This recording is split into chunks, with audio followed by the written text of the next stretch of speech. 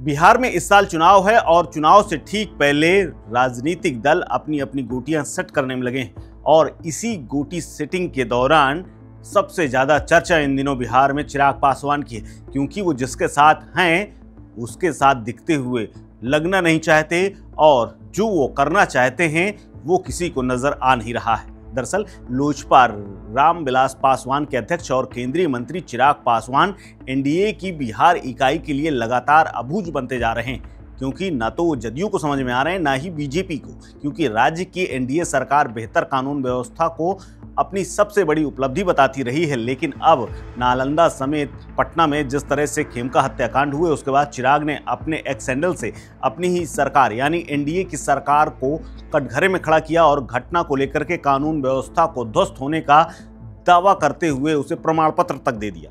और अब एनडीए की सहयोगी और केंद्र की मोदी सरकार में प्रमुख भूमिका में रहते हुए चिराग पासवान आखिर बिहार में करना क्या चाहते हैं। वो बार बार बिहार में विधानसभा की सभी 243 सीटों पर चुनाव लड़ने की बात कर रहे हैं।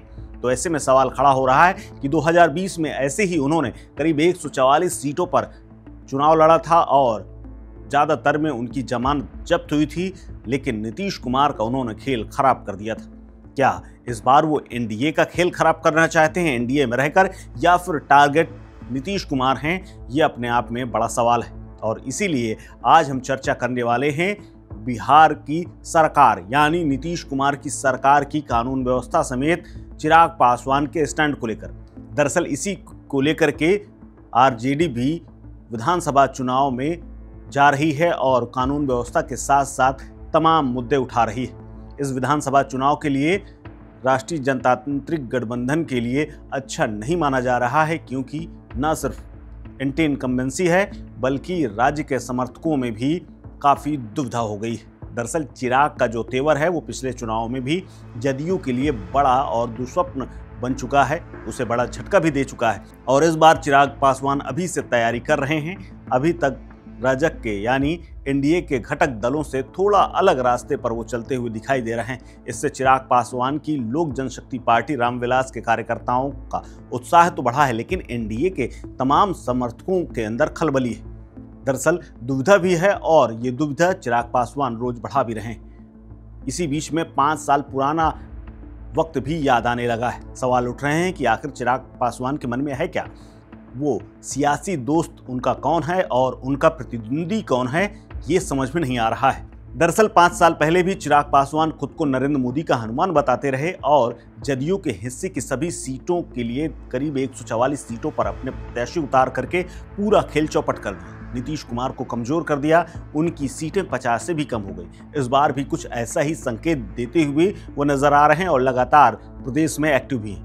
राजनीतिक हैसियत बढ़ाने की रणनीति है या फिर खुद को सीएम के तौर पर प्रोजेक्ट करना और ज़्यादा सीटें झटक लेना, ये रणनीति? अगर इस पर बात करें तो एनडीए के घटक दलों के दूसरी तीसरी पंक्ति के नेताओं और समर्थकों के बीच इस बात को लेकर असमंजस की स्थिति है कि चिराग का रुख गठबंधन की नीति के विपरीत होने जा रहा है या फिर अपनी राजनीतिक हैसियत को बढ़ाने की ये पूरी प्रैक्टिस है। क्या इसी रणनीति पर वो काम कर रहे हैं? चिराग अभी केंद्र सरकार में मंत्री हैं, लेकिन बिहार में चुनाव लड़ने की उनकी इच्छा है।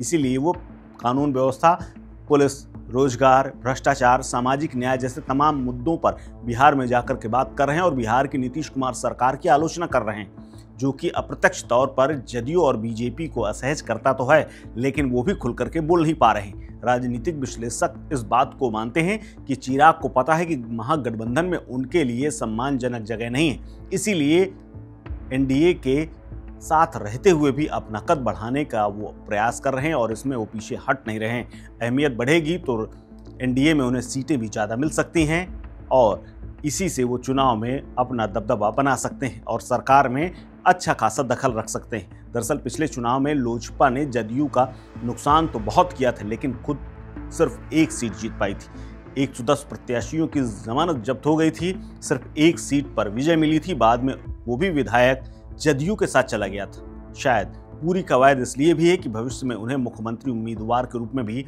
वो अपने आप को प्रेजेंट करना चाहते हैं और बिहार में एक नया विकल्प के तौर पर वो खड़ा होना चाहते हैं। एनडीए से अलग होकर के चुनाव इस बार भी लड़ना संभव नहीं है, क्योंकि वो केंद्र में मंत्री भी हैं, जाहिर है चिराग अपने सियासी चालों से बिहार की राजनीति को उलझन में तो डाल रहे हैं, लेकिन एनडीए के में रहते हुए और एनडीए के साथ हो करके भी विरोध करके वे बाकी से जिस तरह से अपने आप को चमका रहे हैं या फिर अलग थलग करने की कोशिश कर रहे हैं, ये इस बात पर भी निर्भर करेगा कि विरोध की अपनी शैली को आगे वो बढ़ाएंगे या फिर पुरानी सियासी प्रतिद्वंदिता के साथ एनडीए की भाषा कुछ दिनों बाद बोलने लगेंगे। लेकिन चिराग ने खलबली तो मचा रखी है। चिराग को लेकर के एनडीए का संशय इसलिए भी बढ़ रहा है कि वो नीतीश कुमार की सरकार पर अप्रत्यक्ष प्रहार का कोई अवसर अपने हाथ से छोड़ते नहीं हैं। हर मौके पर वो सरकार की आलोचना करते हैं। वो श्रमिकों के प्रवासन हो, शिक्षा हो, रोजगार हो, सरकारी नौकरी, कानून व्यवस्था समेत तमाम अन्य मुद्दे भी हैं जो जनता को गोलबंद करने के प्रयास में वो लगे रहते हैं। राज्य सरकार की नज़र में इन मुद्दों पर काफ़ी काम हुआ है, लेकिन 12 लाख लोगों को सरकारी नौकरी, 38 लाख लोगों को रोजगार देने का लक्ष्य रखा गया था, जो कि विधानसभा चुनाव तक पूरा हो जाने की उम्मीद जताई है सरकार ने। लेकिन श्रमिकों का पलायन ना हो, ये कहा तो कम जा रहा है, लेकिन उसमें कोई रोकथाम लगा पाने में अब तक नाकाम है।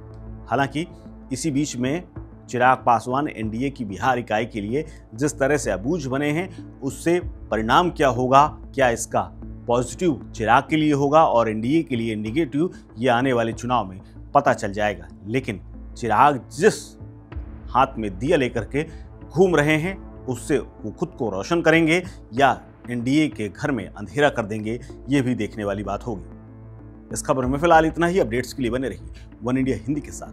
नमस्कार। Subscribe to One India and never miss an update. Download the One India app now.